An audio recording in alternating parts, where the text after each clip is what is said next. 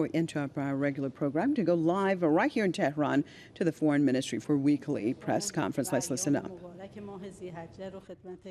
And I would like to congratulate you on the auspicious occasion of the month of Zil Hajjah, and hopefully God accepts the prayers and supplications of the Hajj pilgrims and accepts their Hajj rituals. And hopefully you also have the chance of performing the Hajj rituals.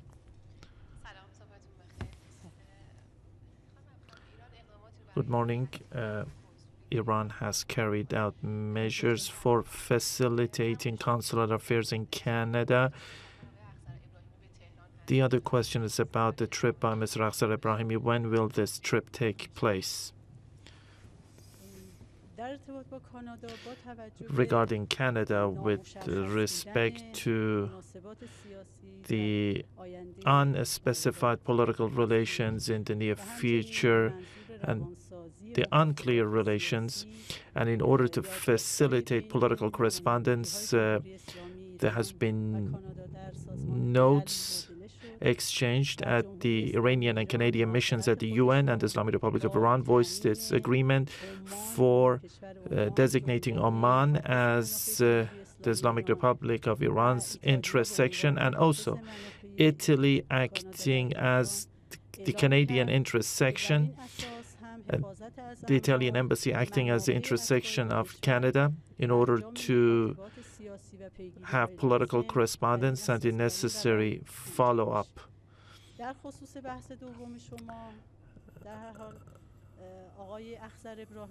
Regarding your second question, Mr. Akhtar Ebrahimi is in the region for holding consultations about issues revolving around the Syrian crisis. He had meetings, and within the same framework, he's going to travel to Tehran early next week, and he's going to hold discussions and meetings with senior officials of the country.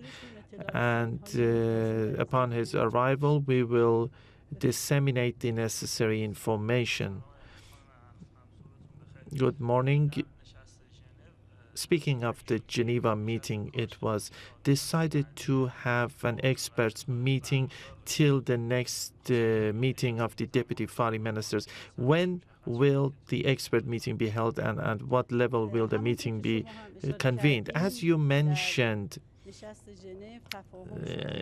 at the Geneva meeting, it was agreed to have the experts meeting prior to the next meeting of the deputy foreign ministers. So far, no decision has been made about the date and venue, but contacts have been made with Ms. Ashton's office, and also the experts meeting will be held prior to the next Geneva meeting in order to have the outcome of the experts meeting be reflected to the senior officials of the respected countries, and later on we'll have the next Geneva meeting. Greetings to you. My question is about the discussions held after the Geneva meeting, and there were some speculations by certain political orientations for disclosing the contents of the negotiations and also the proposals exchanged in Geneva. With respect to the fact that in the past meetings and negotiations, the contents were never disclosed, and also the proposed packages of the previous negotiating team were never disclosed in Tehran. Such a political and media pressure, don't you think such a political and media pressure is indicative of some sort of factional games? And don't you think that such factional games may be effective in this regard? And I wish to know your opinion about such factional games with respect to the negotiations. The second question is also related to this. I want to know your view about this. Prior to the Geneva meeting, was the proposal offered to the senior officials, including the leader of the Islamic Revolution, and were the senior officials informed about the contents of the proposal? Let me start with the second segment of your question, and you yourself mentioned that you know the answer. Speaking of the Islamic Republic of Iran's negotiations at the 5+1 group, the negotiations have been in coordination with the senior officials of the country,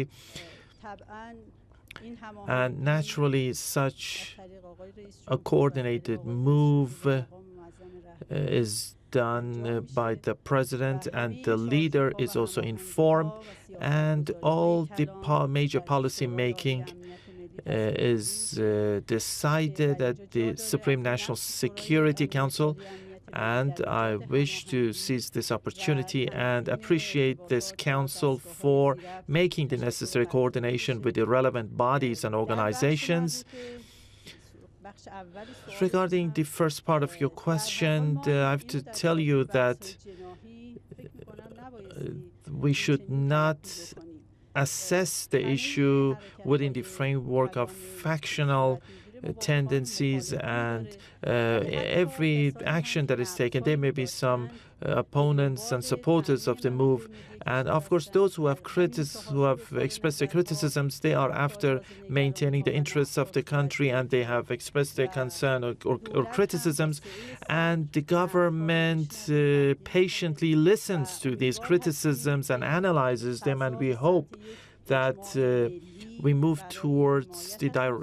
towards national consensus in support of the negotiating team, because the best stance in the face of the other party is the standpoint calling for national consensus, but at the same time the criticisms can be expressed, and we hope that the criticisms are realistic ones rather than criticism that is extremely optimistic or extremely pessimistic.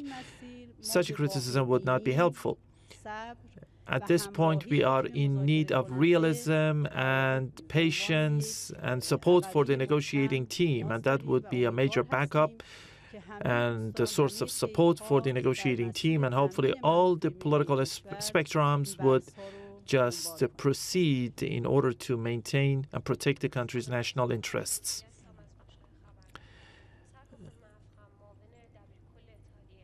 The Deputy Secretary General of the Arab League has announced Iran's presence in the Geneva conference. Do you confirm this? And so far, has Iran been invited to participate in the conference? And the second question is that the latest reports about Mr. Nikbar. What is the latest reports about the news about Mr. Nikbar, the abducted Iranian diplomat? Regarding the Geneva II conference, no change has been made in the process of the contacts, and we have announced our official stance that the Islamic Republic of Iran calls for the resolution of the Syrian issue through political means and political channels, and we welcome any solution that would be helpful for resolving this issue, and we do not accept any precondition for participation in the Geneva conference. If the Islamic Republic of Iran has the role for having a serious Syrian solution, and also have the Syrian nation's role for determining their fate, in case of having such a role, setting a precondition would not be helpful for such a trend. Let me also ask the second question about Mr. Nikbar. Based on the latest reports we have about the abducted Iranian diplomat in Yemen, he is in good physical condition, but at the same time, we call on the Yemeni government to fulfill its responsibilities based on the diplomatic and consular conventions, And also there are follow-up the delegations in Yemen and Tehran, and they are following up the case, and we do follow up the case with great deal of sensitivity, and we have had contacts with the Yemeni government in this regard, and hopefully we'll have more information and also eventually have the releasing of the diplomat.